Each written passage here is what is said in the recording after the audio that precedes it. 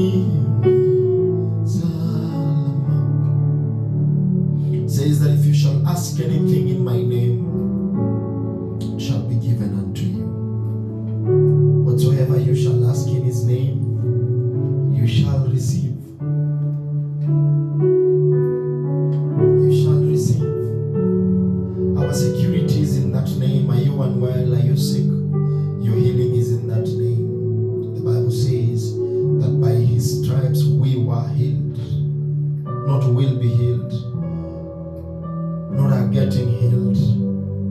No, we were healed. We were healed. Yes. I know many times when we interact with the issues of faith, I feel in my spirit I should say that many times we interact with the issues of faith, we believe that the things of faith are things that are always in the future. But we only have hope in the future because Jesus already secured our victory. So it's not that our healing is ahead of us. It's not that we are yet to receive it.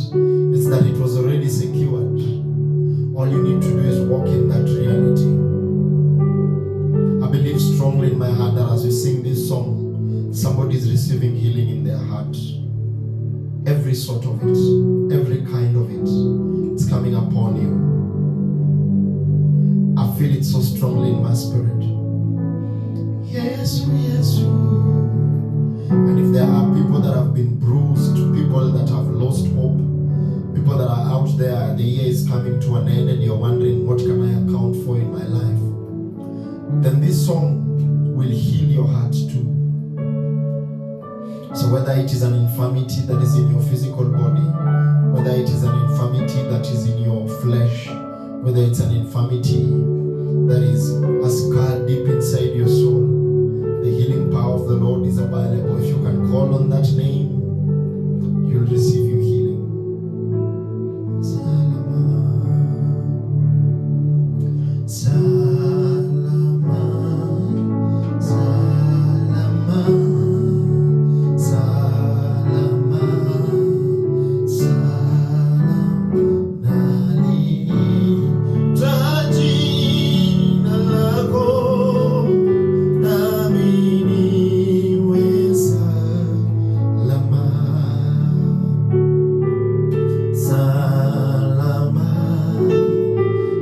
Salama,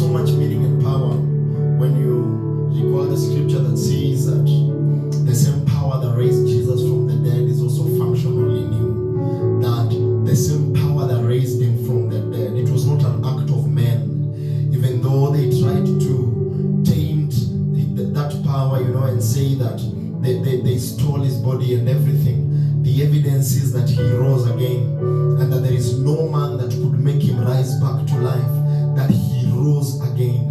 That same power that made Jesus rise from the dead is functional in the inside of us.